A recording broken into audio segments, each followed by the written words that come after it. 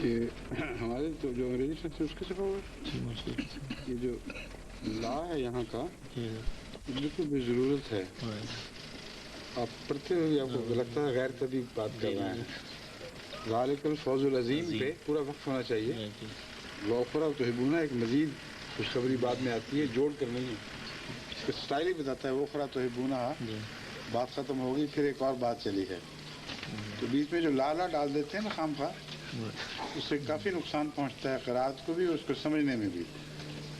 Saudi अरब के जो translation हैं तबाते हैं उनमें कम से कम इस्तेमाल हुआ है ला का या इन इलामतों का। ये खूबी है उनकी। मैंने अपने भी हदायत की है प्रेस वालों को, they should use these terms, these symbols.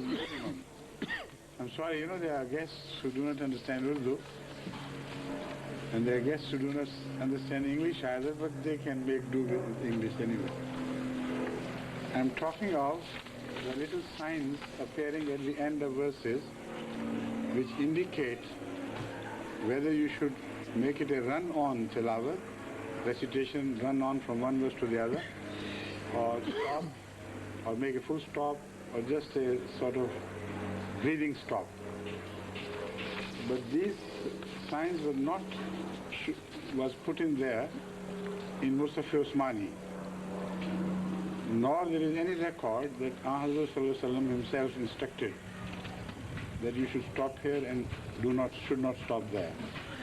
This aspect has been fully investigated by me because some of our scholars had a different view. They thought all these stops and other instructions which are conveyed in brief symbolic forms, they are instructions by Hazrat Rasulullah Sallallahu Alaihi Wasallam. There is no such proof whatsoever. They were added much later after the Holy Quran had been published for centuries without these signs.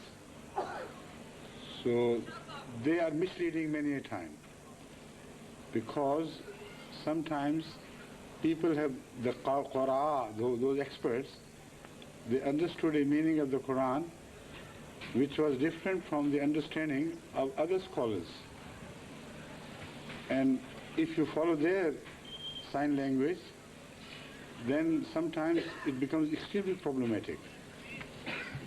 For instance, Hazrat Masih Maud Islam has opened the lock to the understanding of verses, some very important verses, where when it is said, فَحَمَلَهَا الْإِنسَانِ إِنَّهُ كَانَ ظُلُومًا جَهُولًا. Now in these printings of the Quran, they always put a la at the end of Zulumun Jahula to connect it with the following verse which speaks of mushrikeen and others, and it is by that sign it is indicated that perhaps this last bit is connected not with the person who is mentioned, the man, the perfect man, but munafiqeen and etc. This is a very drastic mistake, absolutely unacceptable. Hazrat Masih Maud Islam has mentioned that Hamalah al-Insan, Muhammad Rasulullah Sallam, is mentioned, and these are the attributes of him, Zaluman Jahula. So there must be a complete stop here, indicating that Hazrat Muhammad Rasulullah Sallam was Zaloom in relation to his own self. He was extremely merciless in treating himself, in taking care of himself with regards to his responsibilities. He won't spare him any rest for the sake of fulfillment of the great obligation. So that is why Zaloom is not Zulum to others, which means cruel and merciless, not to others, but to himself. And Jahula has also two different connotations to its meaning. One is in relation to others, who is ignorant to the extreme, arrogant to the extreme. But in another meaning of the same word, Jahula means the one who does not care what may happen to him, totally pays no regard to the consequences of his mission and the way he is performing that mission.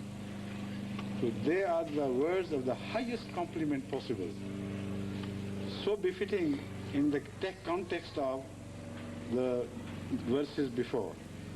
So the word la added indicates that perhaps the following verse, لِيُعَذِّبَ اللَّهُ الْمُنَافِقِينَ وَالْمُنَافِقَاتِ وَالْمُشْرِكِينَ وَالْمُشْرِكَاتِ are connected with zulm and juhula.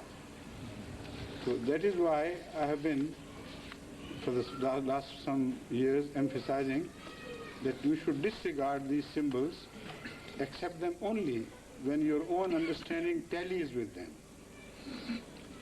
Otherwise, they are not divine instructions at all. Now here I noticed this when Shamas Sahib said, ذَلِكَ الْفَضْلُ الْعَظِيمُ. Where is ذَلِكَ الْفَضْلُ الْعَظِيمُ? He saw the law and against his own habit of recitation he tried to connect this verse with the following one. That is what has occasioned this brief discourse on the subject. Somebody should later translate this, please, what I have told. Not now. Some of them seem to have understood because they were nodding in affirmation. All right, what's the last? That's the lesson. I've already done it.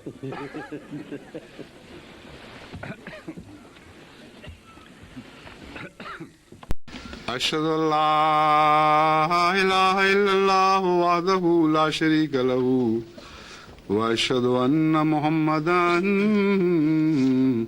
عبده ورسوله أما بعد فأعوذ بالله من الشيطان الرجيم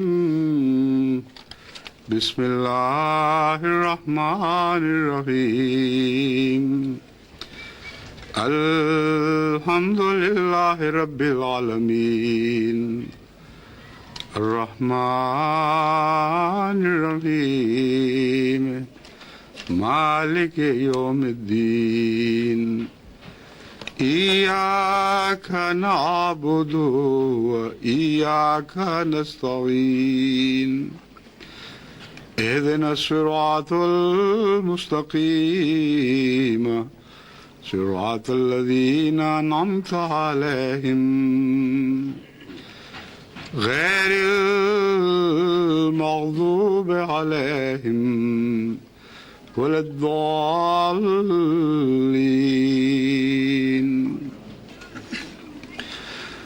This is the opening ceremony of the Jalsa Salana UK, which is 30th. MashaAllah. And I have already examined the arrangements in every department, and I'm very happy to observe that with the grace of Allah, to the best of my understanding, everything is going on smoothly and perfectly as I should have desired, except for a few omissions here and there which are but human and they happen. And they remind you that only Allah is perfect. Man always needs to improve the state of his affairs and his work. Alhamdulillah that again, not only here but also in some other big countries in the world, the institution of Jalsa Salana is following the pattern of the central Qadian Jalsa, which is now spreading to other countries of the world. So it is a great tribute to the truth of Hazrat Masih Maud ﷺ, who had mentioned that under divine guidance, the Ahmadiyya organization which he has set includes as a fifth part, as a permanent branch, or the fundamental, I should say, feature of Ahmadiyya community as Jalsa, as Langar. That is the organization which feeds and takes care of the guests in general. So Jalsa Salana is the time when this langar comes into full play. And now the langars of Hazrat Masih Maud alayhi salatu wasalam are spreading far and wide in different countries of the world.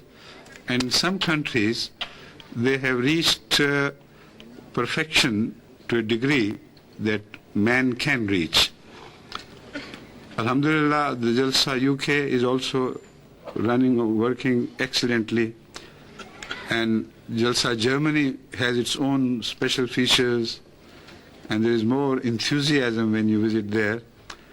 And the order is excellent, no doubt. But when you visit different departments, there are more noises, not noises, but expressions of Allah Akbar and the excitement which is not organized, which is irrepressible. Because the youth who organized the Germany Jalsa are mostly from Pakistan, and they have been trained in Rabwa and other Pakistani Jamaats. So they bring that Oriental enthusiasms with them. And although I know the spirit of dedication here is certainly not less than anywhere else, but here your style is influenced a little bit by the British style, quiet and calm, and no apparent ripples to be seen much. An occasional burst of Allah Akbar you might hear, but if there is some Ansarullah members here, not from the Khuddam. One specialist is Chaudhry Bashir, no? Mia Munawwar Sahab, yes. Is he not here? No, I'm not asking you, please. I'm just wondering where Munawwar Sahab is today. He's not here. Because I noticed his absence by the silence which prevails. So anyway, apart from some local features which bring color, the main structure remains to be the same all over the world, and that is what I have been emphasizing. We must produce perfect, faithful images of Jalsa Salana with all its noble traditions, which we remember from our childhood days, was held in Qadian, with all the relevant features of spiritual elements along with it. Now it is to that, the second part, which I now turn. The spiritual part of that Jalsa was indicated not in perfect organization. That was a matter-of-fact thing. It became conspicuous when there is some disorder somewhere, when there is a lack of something, some flaw being noticed, or some mishap occurring here or there. These were the monitoring points where you could see the spirit behind this working in the hearts of the workers. They were electrified to meet the challenges with such immense spirit of sacrifice that is seldom seen elsewhere, perhaps nowhere else in any voluntary organization. And even in bigger crises of different types, that spirit it was which came to the surface and filled the gaps as if nothing had happened. And this spirit also motivated the organizers at the top and organizers at the lowest rung alike. I've seen after some Nazim Langar Khana to be working almost round the clock. They were present there, and whenever they saw some guest approaching at the time when the food distribution had been closed, they would never inform them that, sir, you are late, we are sorry, all the food arrangements are finished and done with, so we regret next morning maybe. Not at all. if there was no worker to help him, he would go himself to fetch pieces of bread and get some salan, and with honor and with respect make them sit and serve them himself. But of course there were other subordinate officers and other muawinin available, but he always started it himself, never waiting for other help to come his way. Now this can't happen in large organizations as a rule, of course. But that is why I said it was during the points, the exceptions of some mishaps or some mismanagement or occasional feature of odd things happening everywhere in such organizations, that this special metal from within came to surface and handled the affair not formally but with a spirit of dedication which is found nowhere else but in Ahmadiyyat. That spirit should be guarded and should be kept alive. In perfect organizations, sometimes you are not trained for that because occasions for this trial do not occur. But the boys should be reminded who are working with you. The youth particularly should also be reminded of these things, that we are not here just to create perfect order of organization and service. We should be ready to serve our guests with the spirit of service which Islam has attempted to inculcate among us. Attempted, I use this word intentionally because there are so many Muslims elsewhere. Of course, they're far greater in number than we are. So Islam only makes attempt to create some noble, to sow the seed of some noble values and traditions in you. It is you who offer the receptive ground, who permit the seed to grow, and with the grace of Allah, Ahmadiyyat is that receptive soil which is once again regrowing the seed of Islam on their own soil, with the result that the Holy Quran mentions this as a special feature of the manifestation of Ahmadiyyat in the latter days. And the example given is exactly what I have just quoted, what just I have mentioned. كَزَرٍ أَخْرَجَ شَطَهُ فَآزَرَهُ فَاسْتَغْلَظَ فَاسْتَوَى عَلَى سُوقِهِ يُعْجِبُ الزُّرَّاعَ. Now this last aspect, يُعْجِبُ الزُّرَّاعَ, is to be further explained. But first let me read the ordinary translation. The example of those who have been mentioned in the New Testament, in the Injil, who would appear as perfect servants of Hazrat Muhammad Rasulullah Sallam. Their example, those who would appear in the latter days, this is implied very obviously, would be different from the first manifestation of Islam, when the name Muhammad would manifest itself with all its glory. But when it comes to the time of Ahmad being manifested, then what would happen? You will see a very different scenario from the one which appeared in the first place. They will sprout like seeds. They will throw out their buds and become small, what they call shoots which come out. What do you call them, Choisab?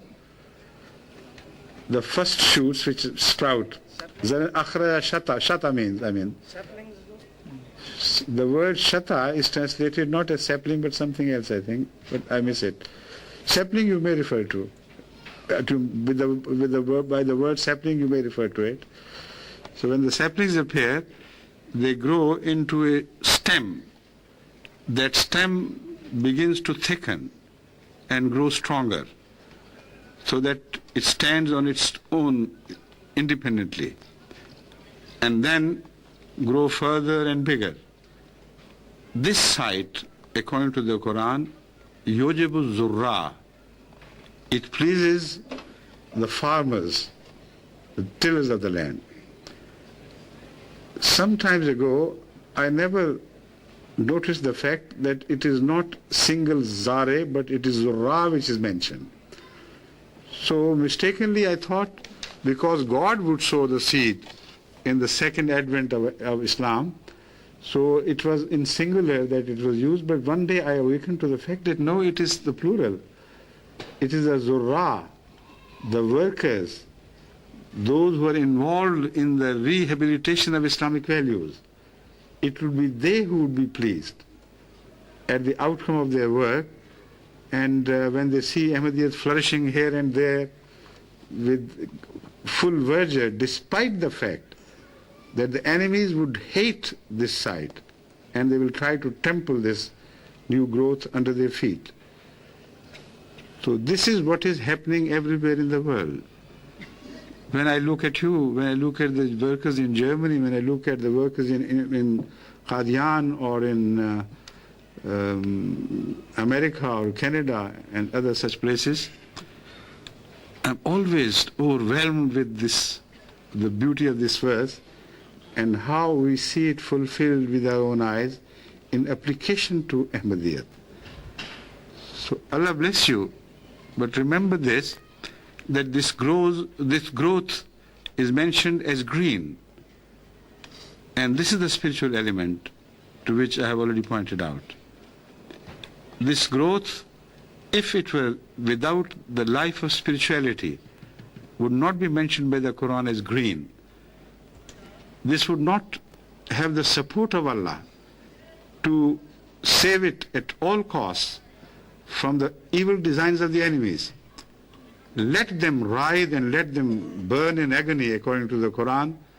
This growth will grow from strength to strength and none would be able to alter this.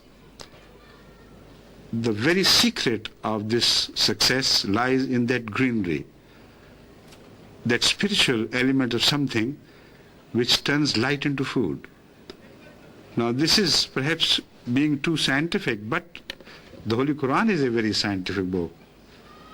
I cannot but notice this fact and bring to your notice as well that like chlorophyll in the works or performs a function here for the life on earth, this greenery indicates the spiritual chlorophyll.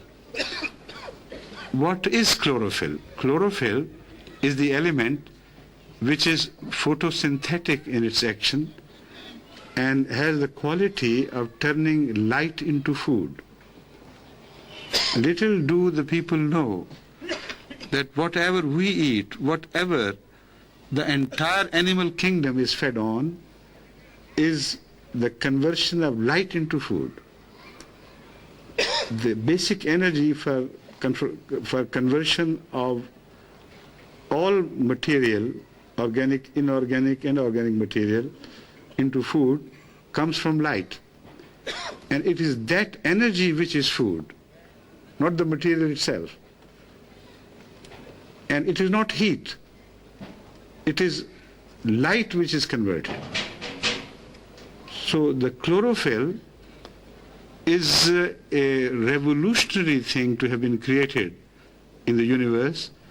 Prior to this, whatever forms of organized life, or some scientists do not prefer to call it life at all, they say whatever organisms existed prior to the creation of chlorophyll drew their energy directly from heat. So the revolution took place when chlorophyll was invented by Allah. And from then on, it was light and light alone which provided all food for all forms of life. A fascinating thing to have happened. You don't fully realize what I'm talking about because you don't know the very nature of chlorophyll and what it does. It is only conversion of light, remember this much and believe it, which provides all food for us. So food is a form of preservation of that light energy. When we eat it, it is reconverted into the light energy, and all living things on earth utilize it for all their functions and building their own body materials. So the secret lies in that growth, the verger as it is described in the Holy Quran. Your life, personal, your own life, not only your own life is dependent on that chlorophyll, but you have to provide spiritual food for the whole world. And you are those people who are described in the Holy Quran as the spiritual providence or providers of the whole world in the latter days.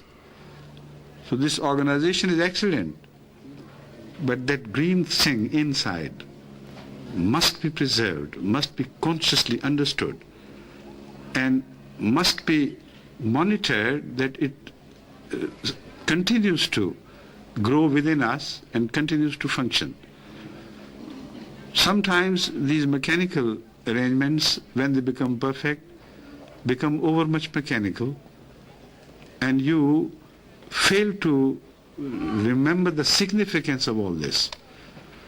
So when I was making the round, that is the time when I decided to speak on this aspect, because there was not much I could say on the improvement of arrangements here and there, but that is what reminded me that I should emphasize the spiritual role of Ahmadiyya functions, Ahmadiyya working, Ahmadiyya organization at every stage and in every form, so that that central important motive force is preserved and maintained and further added upon. The last bit of my address is how to do it.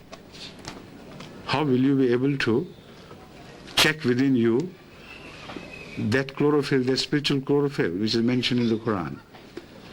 The simple method, ordinarily simple method, is that if you are growing from love of the materialism to the love of God, if you are gradually traveling from the pleasures of this world to the pleasures and of the sublime, the pleasure which the sublime memory of Allah provides you, if gradually you begin to draw pleasure in acts of sacrifices rather than gaining personally anything for you, then your direction is right, then that chlorophyll is working within you.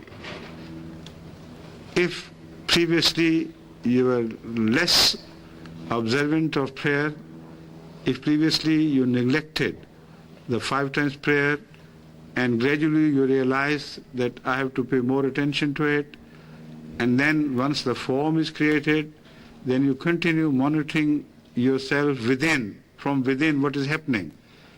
And do you benefit from the prayer anyway or not? What you say, do you understand that? And what you say, does it motivate you in any way or not? That is the monitoring system which I remind you to observe.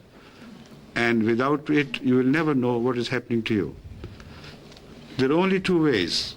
Either you go downhill or you go uphill. And spirituality is an uphill task. It is related to loftiness. Closer you go you move towards the sun, the greater light you receive. So this uphill task is maintained by constant self-monitoring. Enough has been said and done about Jamaat as such, taking care of individuals, but in the final analysis which I have discovered is that unless the man within the individual is awakened to these realizations, nothing much can be done for him. Every man individually must be awakened one day. And once he is awakened, once he begins to monitor himself, then he can do it only in one way, as was done by Hazrat Muhammad Sallallahu Alaihi Wasallam, and as has been described in the verse of the Quran which I quoted earlier, innahu kana zaluman jahula. Most people live a life of ignorance without knowing what's happening to them and what they are truly within themselves, because they're ignorant of two factors which I have just mentioned. Let me take them one after the other singly. They do this, they live this life of self-oblivion because they're always merciful to themselves and cruel to others. They're always harsh in criticism of others and always finding excuses for themselves. So this is the attitude which is exactly opposite to the attribute attribute we see mentioned in relation to Hazrat Muhammad Sallallahu Alaihi Wasallam. His attribute, Zaluman, is essential to this address. How you know what is happening within you, how you monitor your own spiritual advancement or otherwise, that is what I am coming to, and that is the last of my address here today.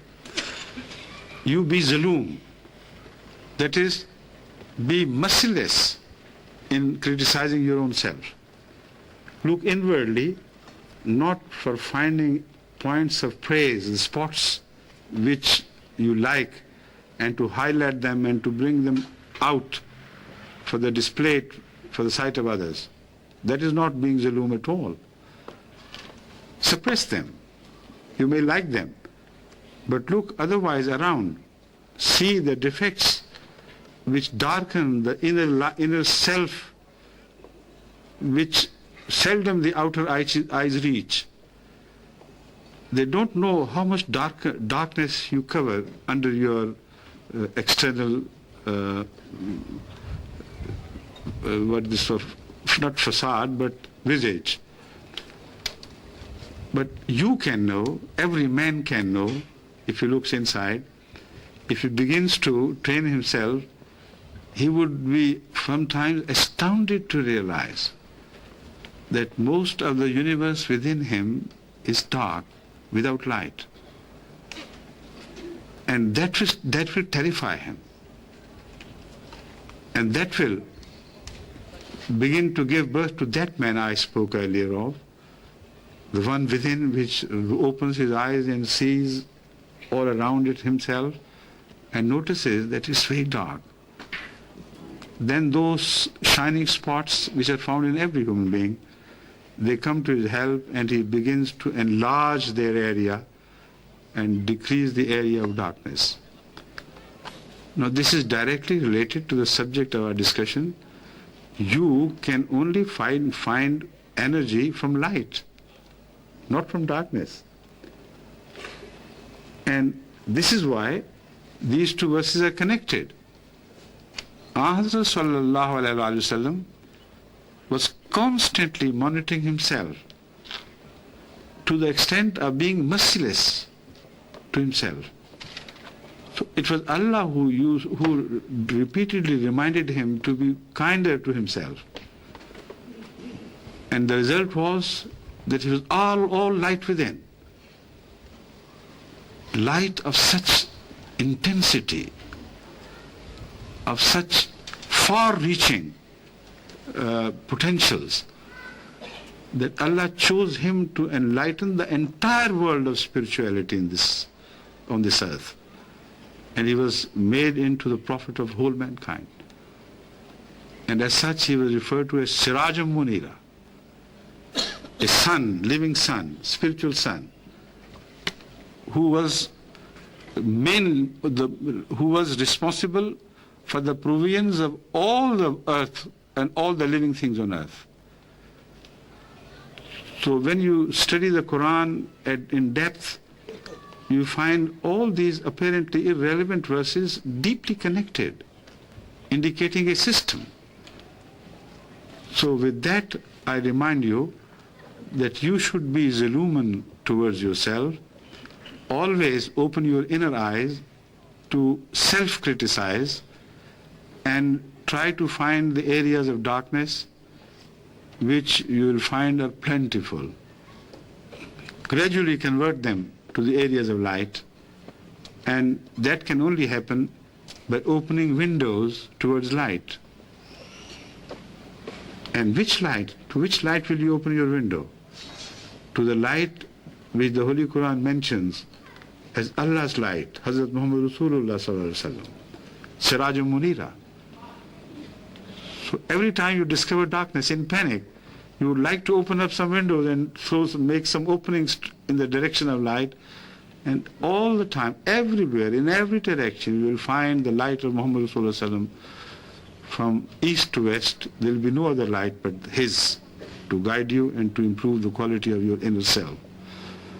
Jahula, again, is directly relevant and applicable to this situation. Once you know where you stand, then to improve requires a constant sacrifice, because at every moment you are reminded of the consequences of this effort to improve yourself. You sometimes become bored with the life you have yourself chosen to follow, and you think that it is insipid and meaningless. You are being weaned away from the pleasures of the world into a realm where there seem to be no pleasures. Only for the sake of noble values you understand, you begin to undertake this journey. So there Jahula, that attribute of Jahula, comes to your aid. Regardless of consequences, if you continue perseverantly to follow this objective, then you will see that there are new players awaiting you, far more sublime, far more pleasing, and creating a sense of peace within you. Now, this is the quality of the spiritual player, that it is pleasing, of course, like other players are, but it's not exciting. It brings peace and content. And it is peace and content which gives you satisfaction. Excitement does not. Excitement leads you on from the search of one watering hole to another watering hole, and know where your thirst can be appeased. Contentment is something else. It is the pleasure of drinking deep out of cool water, which satisfies your thirst and fills you with an indescribable peace and pleasure. So if you become Jahula, have trust in Allah. He will provide you your much needed pleasure you yearn for, and in an area where it will bring peace with it. So Allah bless you.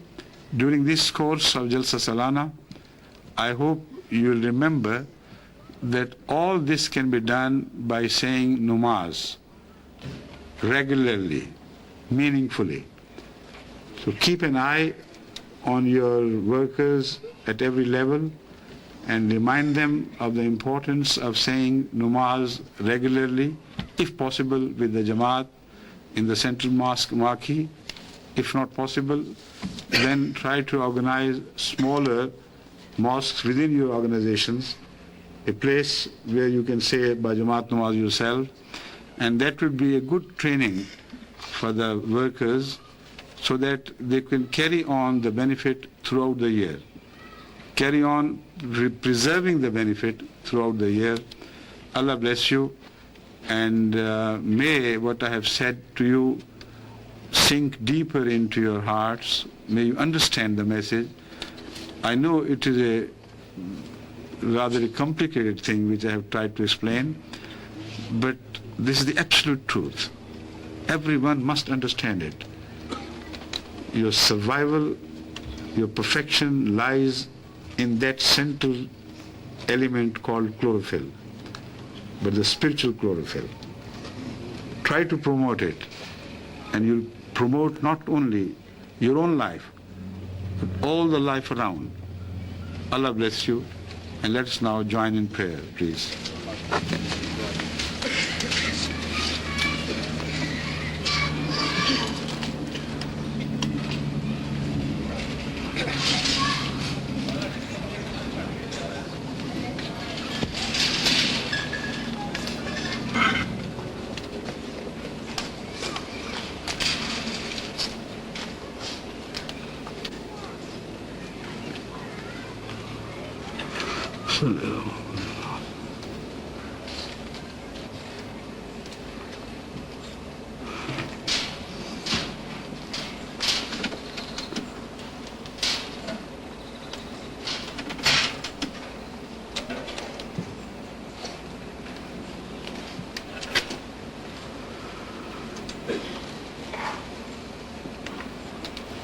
Ameen. Assalamu alaikum wa rahmatullah.